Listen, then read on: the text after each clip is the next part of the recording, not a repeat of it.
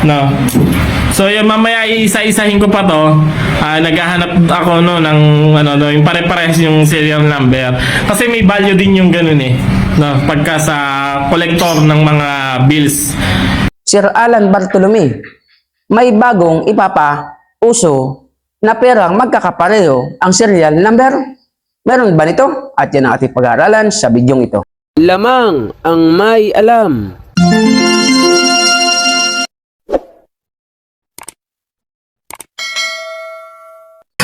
Mayroon ngayong bagong pauso.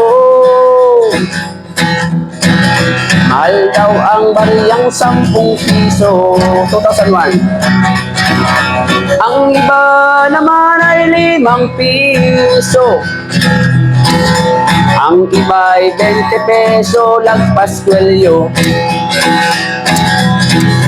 Kung sila'y inyong tawagan, chat at kahit reply wala man lang.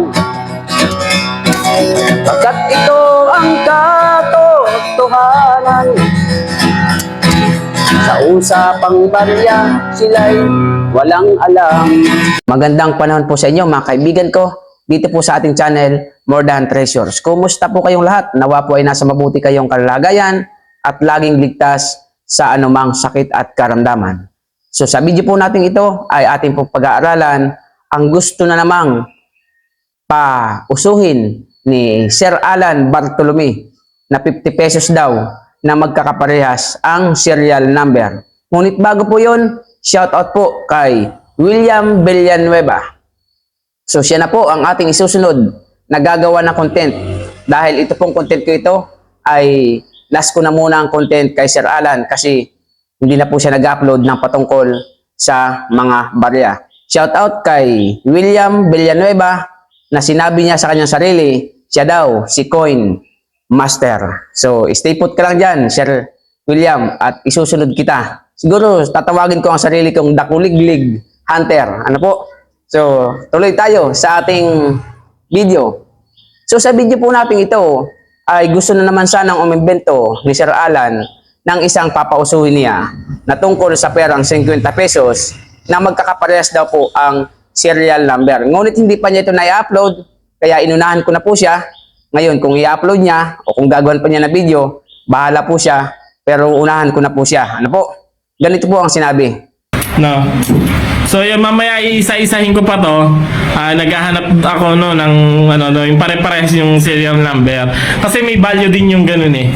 No, pagka sa collector ng mga bills. Ano daw? Yung numero sa 50 pesos ang hinahanap niya ay pare-pareho ang numero. So kita po natin, nag-withdraw po siya sa video kasi may tatak po ng video yung pera. Tig 50 pesos. May hinahanap daw po siya doon.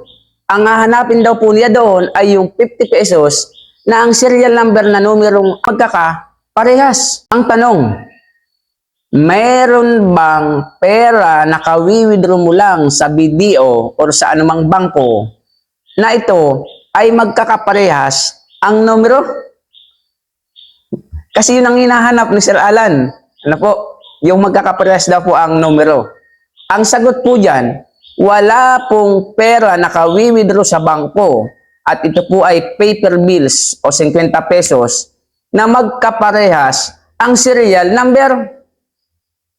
Wala pong pera na kalalabas sa bangko, magkaparehas ang serial number. Bakit? Dahil bawat pera po ay may kanya-kanyang unique na numero. Ibig sabihin, bawat isang pera na paper bills ay may sari-sarili po itong serial number at hindi po sila pwedeng magkaparehas.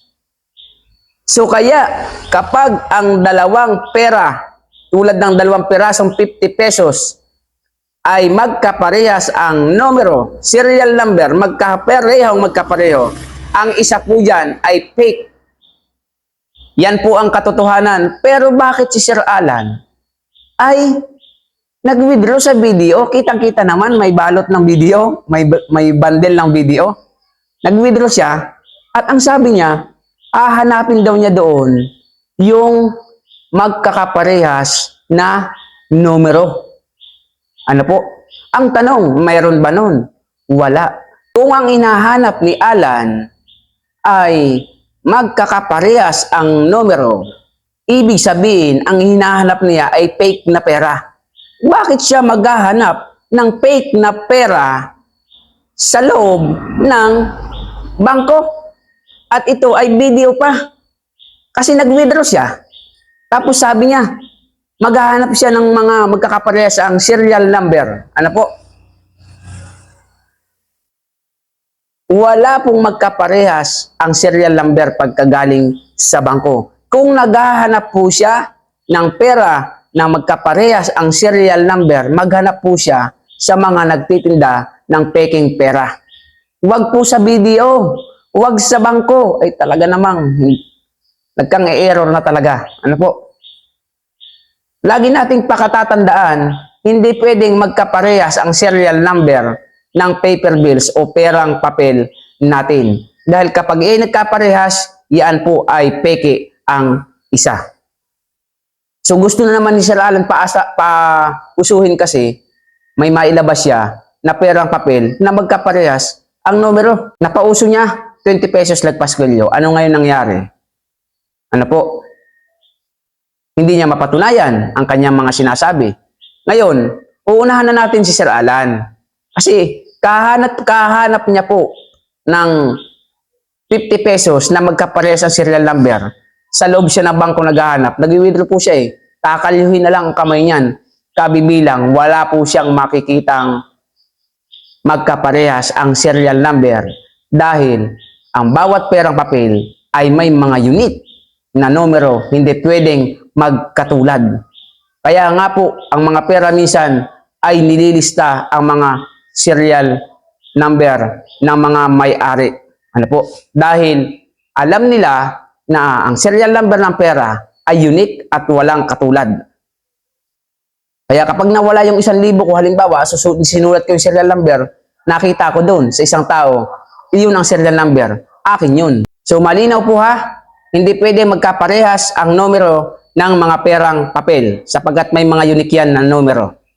At lagi po nating pakatatandaan, ang mga cashier, teller, accountant ng bangko ay eksperto po yan sa perang original. Kung ako eksperto sa ginto at sa mga collectible coins, ang mga accountant naman po, teller at cashier ng bangko, eksperto po yan sa mga original na pera. Hindi po nila pinakikialaman ang mga peke. Wala po silang pakialam sa peke. Pero sa original, yan po ang expertise nila. Kaya pag hinawakan nila, tinignan ng isang pera at hindi iyan ang alam nilang original na kinabisado nila, automatic fake po yan. Kaya kung naghahanap si Sir Alan ng fake na pera na 50 pesos, huwag siyang sa bangko maghanap. Huwag siya sa video maghanap. Maghanap siya ng gumagawa na peke na pera. So mga Kamordan Treasures, last upload muna natin to patungkol kay Sir Alan. So subaybayan natin ang kanyang mga video.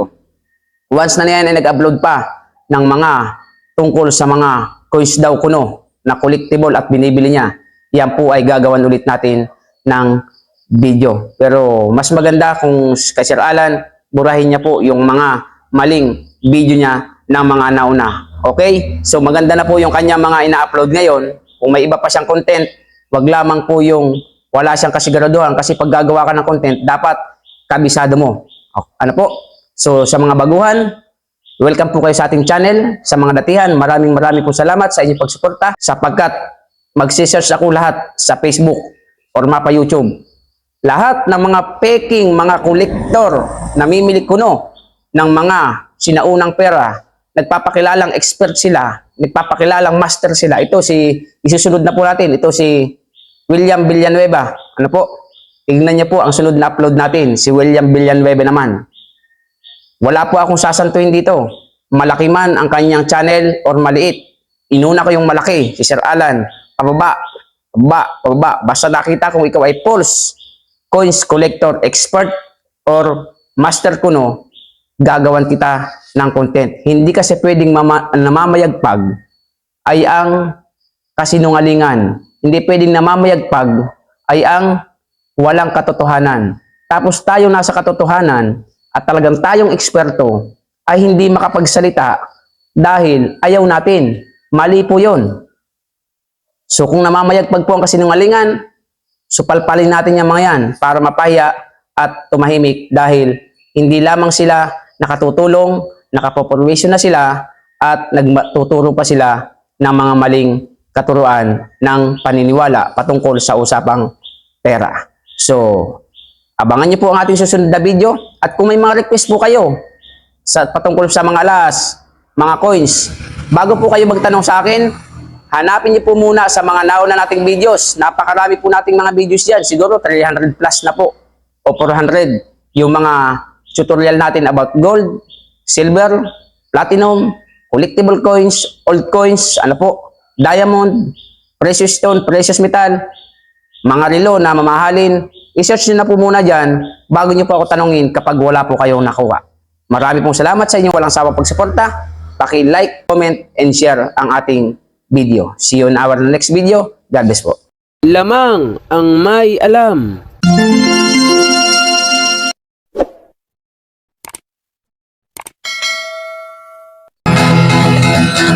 Ginto pilak ang trabaho ko. Pag pilates ng ginto'y eksperto ko. Kung sa mga kabisado ko, alam ko ang peke at totoo. Ako ay isang masayang ng ginto. Alam ko ang tunay at totoo. Kung usapan ay alas lang, yan ay kaya nating patunayan. Ako ay alahero at asayer ng ginto. Alam ko ang tunay at totoo.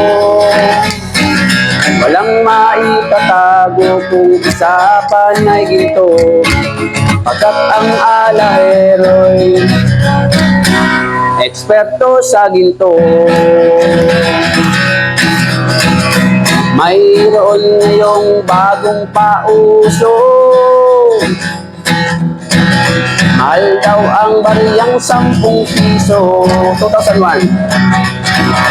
Ang iba naman ay 5 piso. Ang iba ay 20 peso, lagpas kwelyo. Kung sila'y inyong tawagan, chat mo at kahit reply wala man lang. Pagkat ito ang katotohanan. Sa usapang barya, sila'y walang alam. Ginto pilak ang trabaho ko. Pag pilates ng ginto'y eksperto ko. At kung sa mga tatak ay kabisado ko, alam ko ang peke at totoo. Ako ay isang asayer ng ginto. Alam ko ang tunay at totoo. Walang maitatago kung usapan ay ginto, pagkat ang alahero'y eksperto sa ginto. May mga taong akala mo ay may alam sa pagkilatis ng ginto ay nakikialam, ngunit ang kanilang ginagawang paraan ay napakalayo na sa katotohanan. Ginto pilak ang trabaho ko. Pag pilates ng ginto'y eksperto ko. Kung sa mga katak ay kabisado ko, alam ko ang peke at totoo. Ako ay isang asayer ng ginto. Alam ko ang tunay at totoo. Kung usapan ay alahas lang, yan ay kaya nating patunayan. Ako ay alahero at asayer ng ginto. Alam ko ang tunay at totoo. Walang maitatago kung usapan ay ginto. Pagkat ang alahero'y eksperto sa ginto. Ginto pilak ang trabaho ko. Pag pilates lang ginto'y eksperto ko. Kung sa mga tatak ay kabisado ko, alam ko ang pege at totoo. Ako ay isang asayer ng ginto. Alam ko ang tunay at totoo. Walang maitatago kung usapan ay ginto. Pagkat ang alahero'y eksperto sa ginto. Pagkat ang alahero'y eksperto sa ginto.